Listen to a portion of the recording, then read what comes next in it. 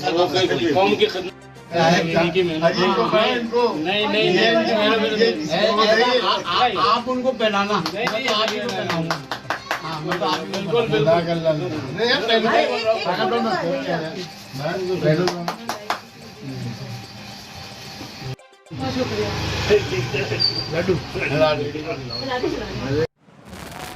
सुमैया, आपको scholarship UK जाने के लिए मिली, क्या स्कॉलरशिप है, किस तरह का क्राइटेरिया रहता है और कितना टाइम का रहेगा, क्या स्कॉलरशिप के अंदर तरीका होता है उसको देने का? ओके, तो मुझे जो स्कॉलरशिप मिली है उसका नाम है चीवनिंग स्कॉलरशिप, जो ब्रिटिश हाई कमीशन प्रोवाइड करती है।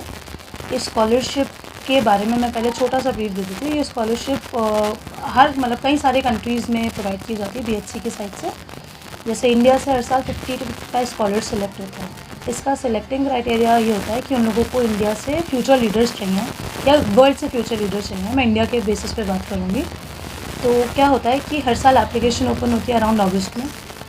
अगस्त में जब एप्लीकेशन ओपन होती है हमें रजिस्टर करना होता है। उनके बाद में वो हमें 4 एसेस देते हैं लिखने के लिए। जो 4 एसेस का बेस होता है, एक होता है लीडरशिप, हमें अपने लीडरशिप के एग्जांपल्स देने होते हैं। Networking abilities and examples. Then study in the UK, कि हम यूके जाके क्यों पढ़ना चाहते हैं और क्या पढ़ना चाहते हैं। एंड फाइनली करियर प्लान, कि हम पढ़ के क्या करियर परस्यू करना चाहते हैं।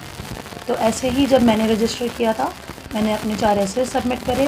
अब आप सोचेंगे बेसिक एलिजिबिलिटी क्या है। एलिजिबिलिटी ज़्यादा कुछ नहीं है, आप ग्रेजुएट हों और आपके पास 2 इयर्स का वर्किंग एक्सपीरियंस हो। कमिंग टू वर्किंग एक्सपीरियंस, बहुत बड़ी बात नहीं है।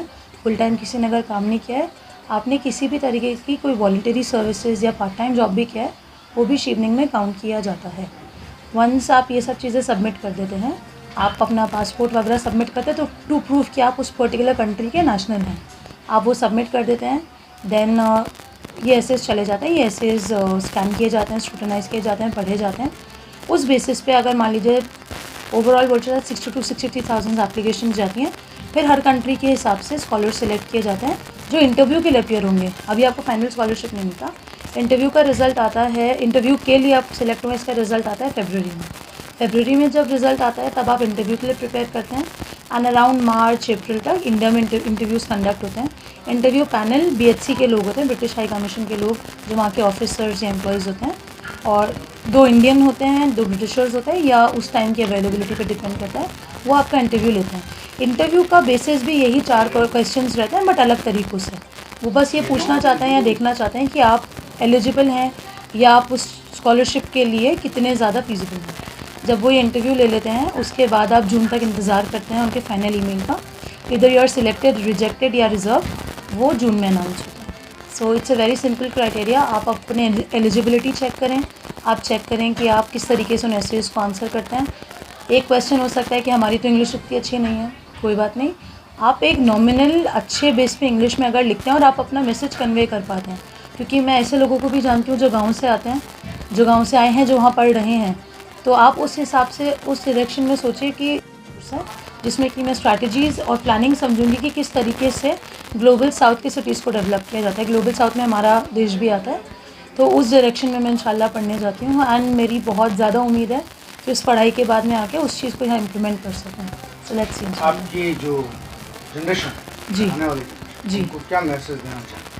बहुत सिंपल है कि हम सोचते हैं कि ठीक है अभी हमारे पास कंफर्ट है, माँ बाप संभाल रहे हैं, कर रहे हैं, आगे भी ऐसा रहेगा, आगे बढ़ जाएंगे, जॉब मिल जाएगी, शादी हो जाएगी। नो, हर इंसान को ज़िंदगी में एक चांस मिलता है, या खुदा ने एक ज़िंदगी दी होती है, उसका प्लीज़ पर्पस जनरेट करें। हम 5 बहन भाई हैं, मेरी बड़ी बहन डॉक्टर हैं, हमने उन तक नहीं छोड़ा। अगर माँ बाप ने उन पर मेहनत की थी तो दूसरे पे भी करी, तीसरे पे भी करी, चौथे पे भी करी और 5वें पे भी करी। कई फैमिलीज़ में ऐसा होता है कि एक बच्चे पर अगर मेहनत कर दी जाती है तो फिर दूसरे बच्चों पे ध्यान नहीं दिया जाता। तो माँ बाप का बहुत बड़ा रोल है इस चीज़ के अंदर कि आप प्लीज़ ध्यान दें अपने सब बच्चों पे। माशाल्लाह हम लोग 5 बहन भाइयों पे हमारे पेरेंट्स ने इतना ज़्यादा, मैं ये नहीं कहूँगी प्रेशराइज़ किया था, क्योंकि हमें हमेशा से फ्रीडम था कि क्या चुने। ये नहीं कि मैंने बोला तुम डॉक्टर बनो तो तुम बनो। हमारे पेरेंट्स ने हमें बहुत ज़्यादा फ्रीडम दिया कि अपने हिसाब से अपने डायरेक्शंस चुनो। और माशाल्लाह आज हम 5 के पास अपने डायरेक्शंस है परस्यू करने के लिए। एक वर्ल्ड क्लास एजुकेशन है, अच्छी डिग्री है, तो आगे जाके कभी वो हमारे लिए वरीड नहीं रहेंगे कि आगे अपनी ज़िंदगी कैसे बसर करेंगे।